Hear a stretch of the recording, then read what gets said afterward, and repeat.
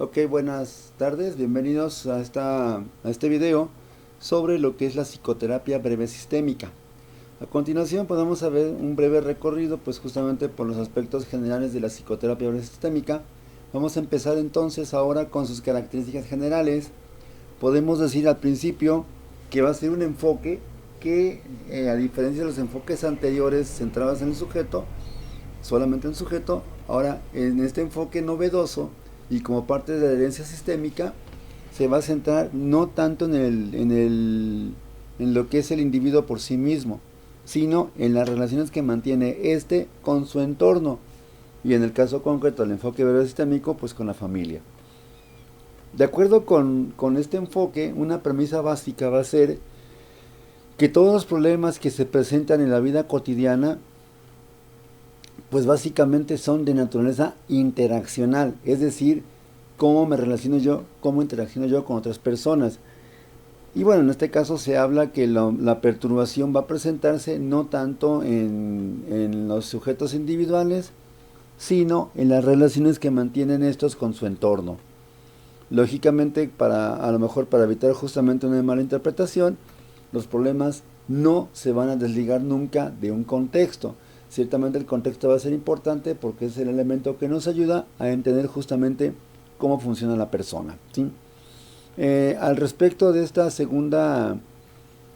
segundo punto, que los problemas son de naturaleza interaccional, pues pudiera decir que en la actualidad, en esto que nos está tocando vivir por la pandemia, pues también va a tener una especial relevancia, ¿no? Porque finalmente, como por ahí leí en alguna red social, pues el mundo ya cambió.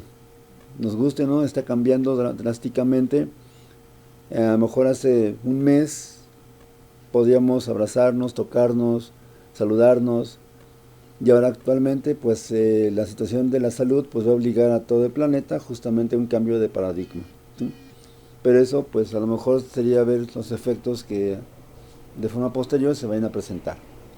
Continuando pues con exposición, habría que distinguir dos cosas principales. Uno es el problema y otro es el conflicto. Se pudiera entender o se pudieran considerar como sinónimos, sin embargo, no lo son. El problema y conflicto no son sinónimos, aunque los usemos en el lenguaje cotidiano, incluso como psicólogos lo manejamos como sinónimo, en realidad no lo son. Cuando hablamos de un problema, generalmente este va a ser de tipo individual, es decir, el problema es mío, cómo lo resuelvo, quién sabe. Este se va a enfocar más en mis necesidades como individuo, como sujeto. Y de repente el problema básicamente es porque algo que pasa en el exterior no corresponde directamente a mis expectativas. Esa sería pues lo que es la parte del enfoque basado en problemas. Ahora, cuando hablamos por ejemplo de conflicto, el conflicto se va a dar justamente en la interacción que tengo yo con otros elementos, con otras personas. Por eso se dice que es interpersonal. En este caso se puede atribuir este conflicto, esta generación del conflicto, a una cuestión de enfrentamiento o choque de fuerzas. Es decir, por una parte, a lo mejor yo que estoy, ¿cómo decirlo? Que tengo ciertos puntos de vista, ciertas opiniones, versus los puntos de vista, enfoques o opiniones de otra persona. Por ejemplo, un conflicto sería un conflicto derivado de las relaciones interpersonales no satisfactorias. Es decir, mi pareja y yo a lo mejor tenemos ciertos conflictos, ciertos por diferencia, por discrepancia en ciertos aspectos. A veces este conflicto toma la forma de una lucha por el poder, ¿sí? Es decir, se busca ver quién puede más, quién tiene la razón, y este conflicto lo vemos como algo, digamos, constante y muy presente, ciertamente en todo lo que son las relaciones interpersonales de pareja, ¿sí? A veces el conflicto puede, digamos, traducirse, o para poder entenderlo se puede afirmar lo siguiente, que es un poco lo que dicen algunos pacientes: no es lo que yo quiero o lo que yo espero, ¿sí? Es decir, a lo mejor tras ciertos años de relación, el sujeto puede decir: es que no es lo que yo quería, no es lo que yo imaginaba, no es lo que yo esperaba. Y justamente eso porque la dinámica conflictiva se presenta con el otro, con su pareja, ¿sí? En este caso, pues ya sería un poco a lo mejor hablar a nivel histórico de los antecedentes que se presentan en el enfoque breve sistémico. Primero que nada tenemos un abordaje desde el punto de vista de la psicología profunda, que esto es básicamente psicoanálisis. En este caso, el enfoque psicoanalítico proponía justamente esta parte de la dinámica del inconsciente. Se hablaba de sistemas en el sentido de que el ser humano, el sujeto, el paciente vaya, se compone de varias capas o niveles. Se hablaba de una capa inconsciente, una capa preconsciente y una capa consciente. Cada una tenía ciertas características. En ese sentido, ciertamente no había esa cuestión de entenderlo como un sistema, como que algo más holístico, como por ejemplo en la Gestalt o en los enfoques humanistas, pero sí se hablaba ya de algunos elementos. El otro antecedente lo tenemos justamente en la terapia de conducta, en el conductismo. Aquí se hablaba justamente de la importancia de contar con un elemento que de cierta manera reacciona ante la presencia de un estímulo exterior, que es justamente lo que es una conducta. Los enfoques humanistas retoman justamente la idea de que principalmente el sujeto no se puede estudiar dividiéndolo, fragmentándolo, como a lo mejor lo hacían el psicoanálisis y como lo hacían los conductistas. Básicamente, para poder entender justamente la complejidad del ser humano, pues tenía que hacer desde el punto de vista holístico o digamos global, un enfoque global que lo viera no alejado de su contexto, ¿sí? Y finalmente se llega justamente al enfoque sistémico, donde la premisa básica es que en una dinámica personal o individual siempre se presenta la interacción con otros sistemas o subsistemas. En este caso hablamos de que, por ejemplo, somos seres individuales, sí, pero que estamos insertados, por ejemplo, en lo que es una familia o una sociedad, en una cultura, en un país, en una nación, y así hacia arriba, ¿no? Que sea del microsistema hacia el macrosistema, ¿sí? Entonces, los antecedentes, digamos, a nivel filosófico del enfoque sistémico. Desde el punto de vista epistemológico, pues ok, una premisa básica de este enfoque, o desde el punto de vista epistemológico, va a ser principalmente que el sujeto, o que el enfoque breve sistémico, se va a basar principalmente en la teoría general de los sistemas, cuya premisa básica es que todo sistema siempre va a buscar la equilibración o homeostasis. Es decir, ese punto donde todos los subsistemas están de alguna manera en completo equilibrio. También de la mano de este enfoque sistémico tenemos un planteamiento cibernético, nada que ver con los robots ni con la tecnología, pero ciertamente se habla de que en todo sistema tiene que haber siempre un sistema o un mecanismo de retroalimentación. ¿Qué significa esto? Que finalmente para que el sistema pueda funcionar completamente, tienen que conocer qué es lo que está pasando dentro del propio sistema. Por ejemplo, hablando de la familia, no podemos entender justamente la familia sin tomar en consideración a los hijos, ¿sí? O sea, sería hasta cierto punto absurdo trabajar con una familia que tiene hijos dejando a los hijos fuera del sistema, porque finalmente todo lo que pasa hacia el interior acaba por repercutir hacia el exterior, ¿sí? También tenemos de la mano con el enfoque, con la postura sistémica, el constructivismo es básicamente la realidad se construye paso a paso. Y finalmente un punto muy importante que consideran justamente dentro del enfoque breve sistémico es la teoría de la comunicación humana. Esto es importante porque básicamente se han desarrollado a la par del enfoque breve sistémico los enfoques sistémicos familiares, y de hecho Virginia Satir enfatiza mucho justamente la importancia de la comunicación humana como elemento que a lo mejor promueve o la salud mental o desestabiliza justamente la que es la dinámica de un sistema, ¿sí? Algunos conceptos básicos que podemos entender dentro del enfoque sistémico, Pues primero es justamente esa idea del sistema que se puede definir, como tenemos en la información, como un complejo de elementos o componentes que ya sea directo o indirectamente se relacionan en una red causal. Es decir, hablamos de elementos que están interaccionando justamente entre ellos mismos, y que esa relación provoca una causa o es causa de, y también provocan un efecto. Este sistema tiene que tener básicamente algunas características importantes, como son la coherencia. Tienden a ser inseparables los elementos del sistema, lógicamente están interrelacionados o interactúan por sí mismos, se retroalimentan, y obviamente cuando se habla de que un sistema cumple con todas esas condiciones, hay una recíproca afectación. Es decir, lo que me pasa a mí como elemento de un sistema tiende a desestabilizar a ese sistema, y lo que le pasa al sistema me desestabiliza a mí, ¿sí? En ese sentido, hablamos de justamente que dentro del enfoque sistémico breve, pues el sistema siempre va a estar autorregulado y autosustentado justamente por cada uno de los elementos que lo componen. Para lograr entender un poco a profundidad esto, lo que implica este enfoque sistémico, se habla entonces de dos conceptos importantísimos. Número uno, el principio de equifinalidad, y el principio de multifinalidad como número 2. En el caso del principio de equifinalidad, pues se dice que un idéntico resultado puede tener orígenes distintos. ¿Cómo podemos entender esto en la dinámica familiar o en la consulta?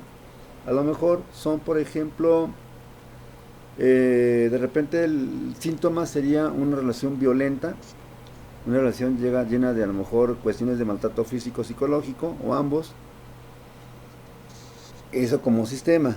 Pero si estudiamos hacia atrás en retrospectiva cómo empieza a generarse o gestionarse el sistema, se encuentra justamente que a lo mejor tanto en la familia de él como en la de ella, como elementos de la pareja, pues tienen un diferente origen. A lo mejor él es hijo de padres violentos, pero ella no. Por el contrario, ella a lo mejor es hija de padres completamente funcionales. ¿Cómo es que se desarrolló esa situación? Pues no lo sabríamos. Tenemos a continuación el siguiente subsistema, el siguiente principio, que se le conoce como principio de multifinalidad.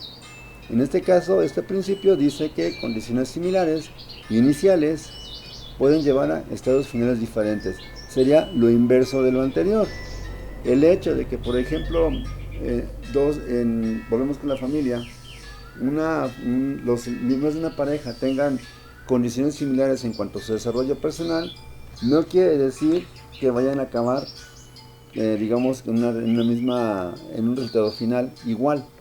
Puede ser que a lo mejor, contra todo pronóstico, pues desarrollen, por ejemplo, el caso de la chava, que a lo mejor su familia no es violenta, pues tenga una situación que es completamente diferente.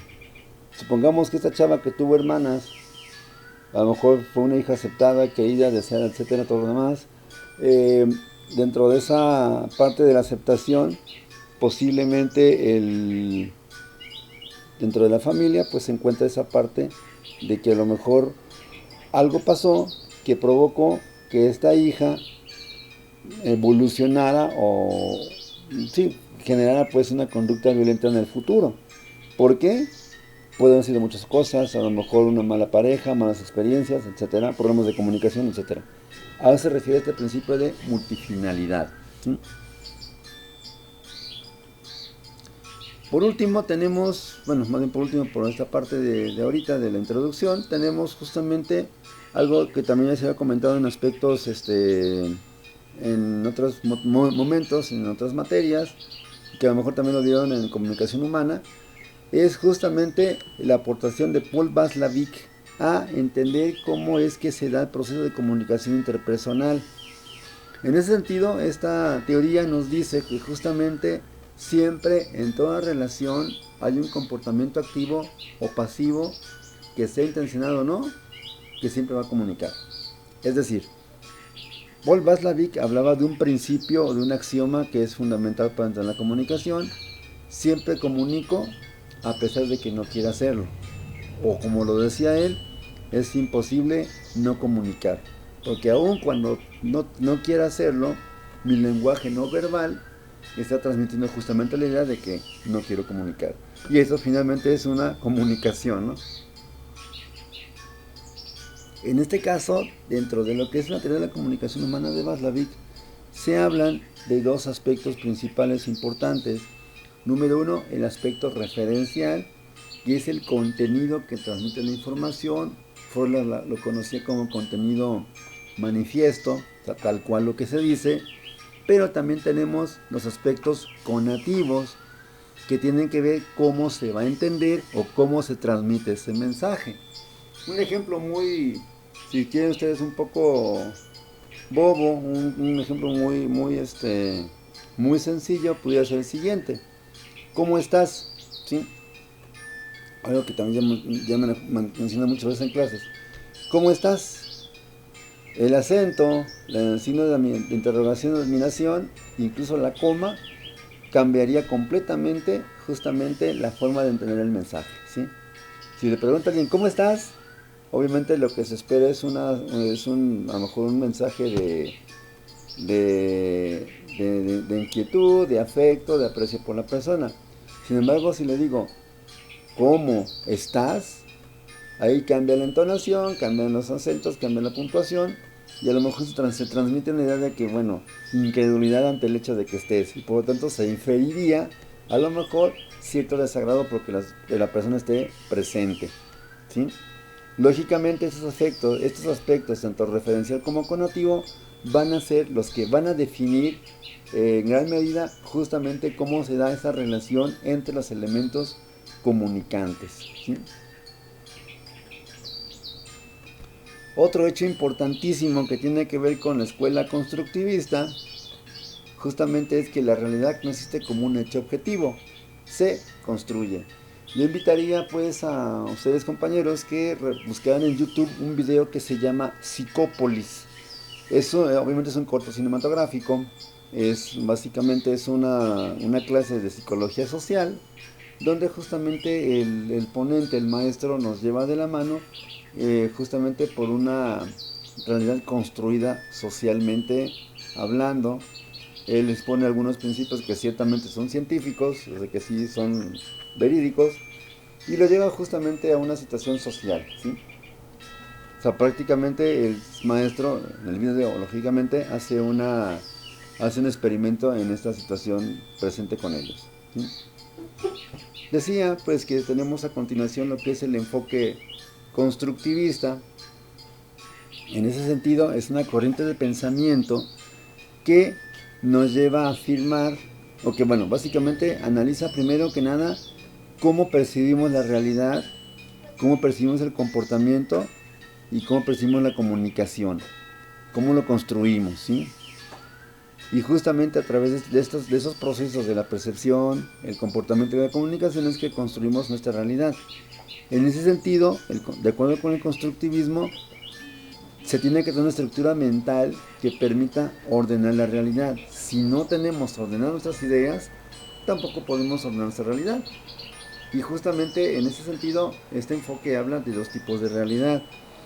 La primera, que se llama de primer orden, que nos define o se refiere a los hechos tal como pasan, lo que pasa en realidad.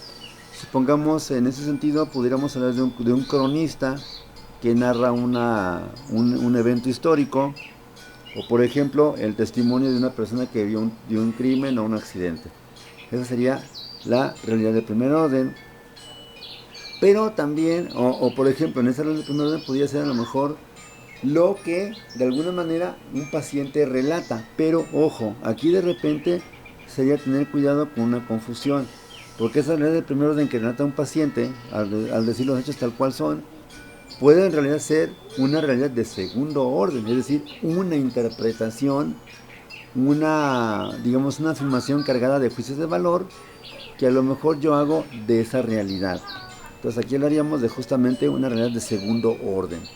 Por eso es tener cuidado justamente con no confundir una realidad objetiva tal cual, como pasó, a una realidad que es lo que pasó, pero cómo lo viví yo, cómo lo atribuí yo. Esto porque es importante en la terapia, porque finalmente pues tiene que ver en cómo el paciente se va a acercar a los hechos que está narrando, ¿sí? Creo que he puesto en otros momentos el ejemplo de la película esta de Caperucita Roja y el Lobo Feroz. Es una película de dibujos animados ya hace unos añitos. Se pretende dar una idea o una visión de lo que es la historia contada por el lobo, la historia contada por la niña y la historia contada por el leñador. Ciertamente coinciden en muchos aspectos, en el que es cómo se conoce el cuento en lo general, pero cada uno tiene una atribución diferente, ¿sí? De acuerdo con el enfoque breve sistémico, el simple hecho de que un sujeto tome conciencia de sus síntomas o de sus conflictos no le va a garantizar de ninguna manera que los logre resolver de forma eficiente. Es decir, ciertamente el insight me da luz sobre cómo se presenta un conflicto, cómo se gestiona, pero no me va a decir cómo es que se debe solucionar, ¿sí? Y obviamente tampoco dice cómo se puede superar, ¿sí? Eso es algo muy básico en este enfoque. También tenemos en este caso una aportación que realiza Milton Erickson, también un célebre terapeuta familiar sistémico. En este caso cambia un poco el paradigma freudiano original.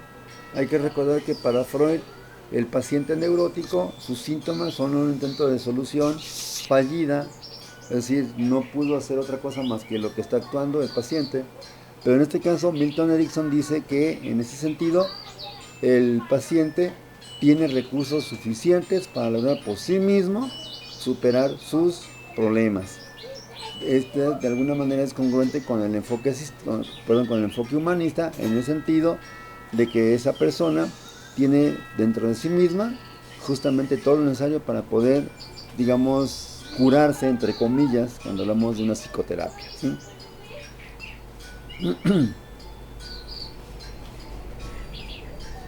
Ok, a continuación quiero hablar de algunas premisas básicas del enfoque sistémico, ¿sí? Que justamente tienen que ver con la forma de trabajar dentro de este enfoque. Primero que nada, se maneja que el cambio siempre va a ser inevitable.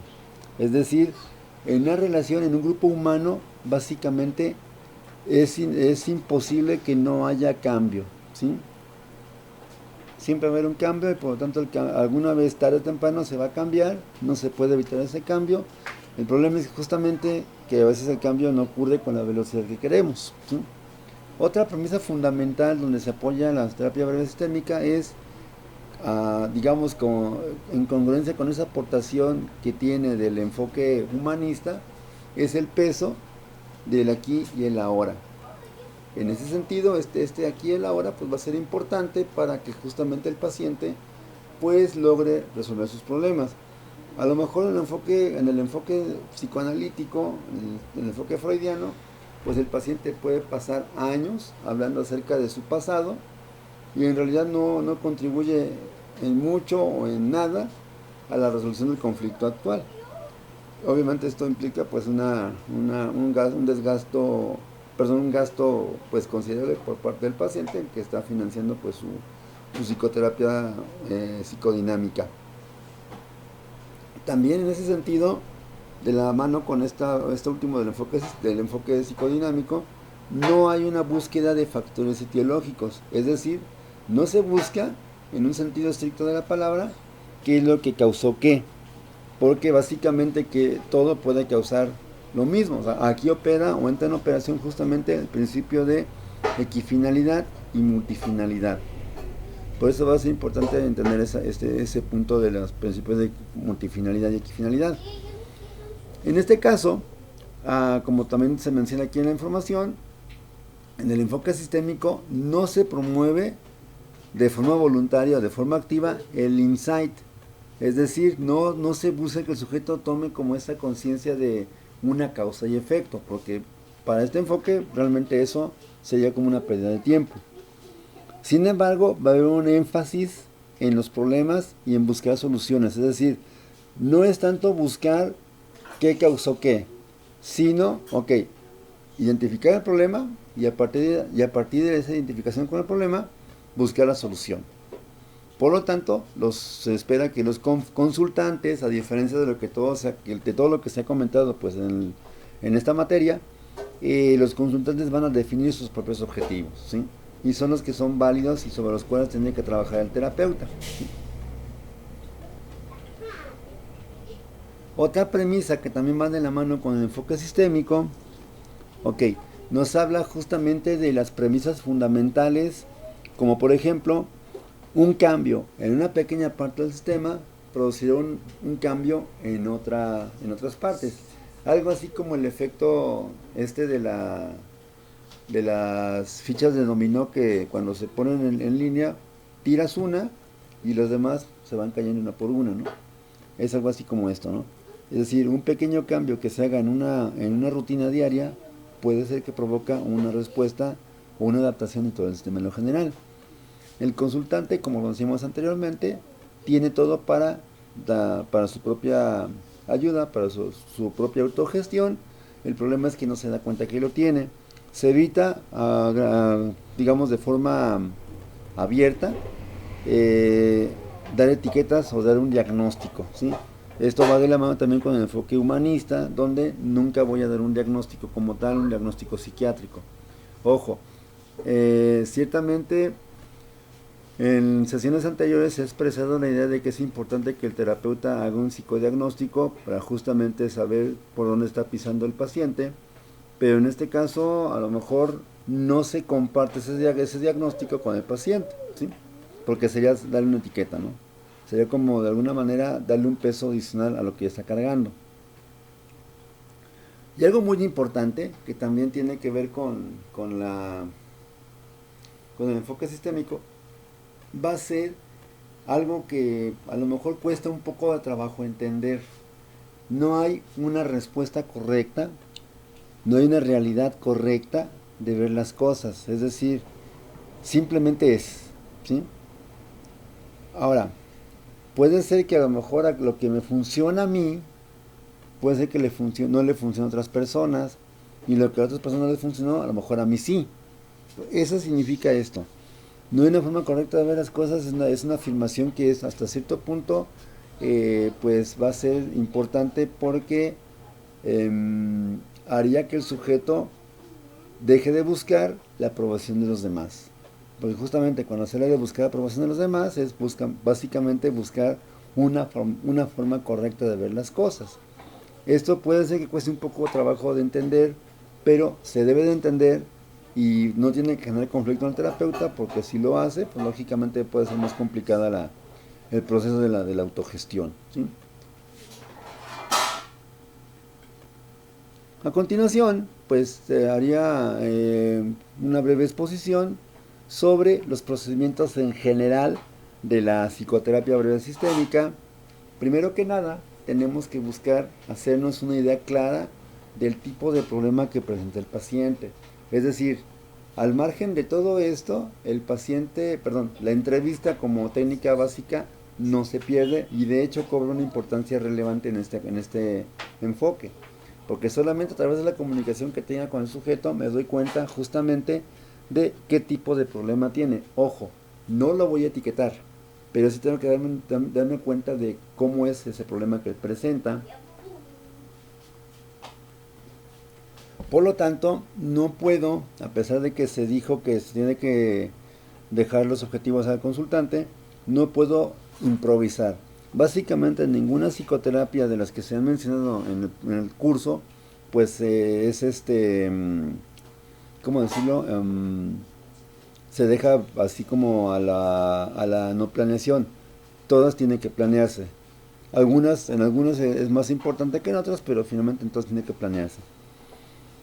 También, en ese sentido, no podemos basarnos nada más en las respuestas individuales del sujeto, sino hay que considerar justamente también al otro. Por eso es un enfoque sistémico, ¿sí? Es decir, puedo trabajar con un paciente identificado, pero finalmente también cuentan los demás, porque finalmente ese paciente identificado es solamente la punta del iceberg. Otro procedimiento general que se debe de llevar a cabo en el enfoque sistémico, pues tiene que ver con esta parte de operacionalizar un problema. De alguna manera, como lo pongo en la información, es enterarse del chisme. Hagan de cuenta que es como cuando quieren saber algo de alguien. ¿Qué es lo que suelen hacer? Pues así como querer saber cómo está el asunto, quién, cómo, cuándo, dónde, por qué, a qué horas, etcétera, etcétera. Básicamente eso significa operacionalizar el problema.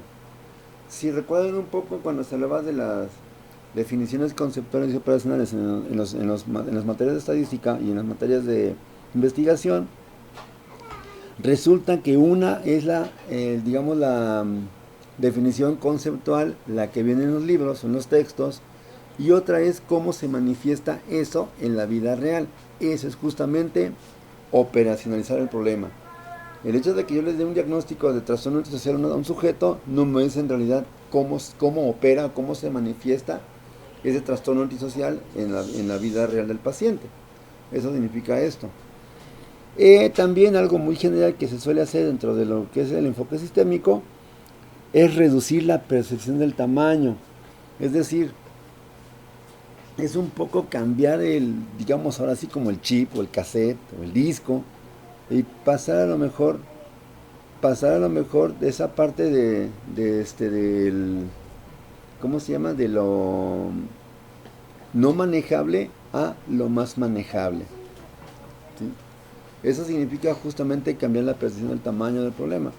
Si no se cambia esta percepción, pues el sujeto continúa con la idea de que no puede manejar sus problemas, y lejos efectivamente de poder con ellos, tiende a mostrar mayor debilidad, mayor ineficacia en el manejo de sus problemas cotidianos.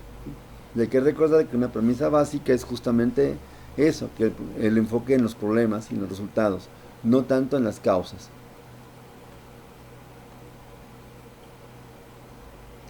Cuando hablamos también del enfoque sistémico, tenemos que hablar, ya hablando de las técnicas, de una que se llama externalización expuesta. En este caso es básicamente como una técnica principal del enfoque sistémico, donde se supone que cosifico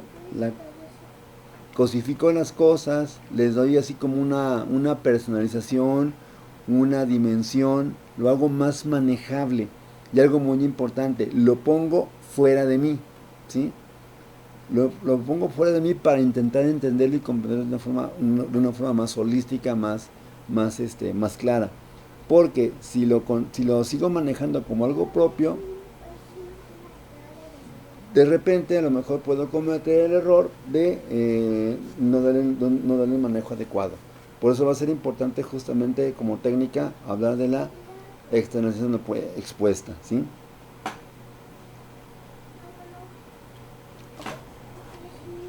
Ok, de momento terminamos con esta parte. En un momento más subiré la segunda parte. Tuve un problemita técnico aquí, entonces ahorita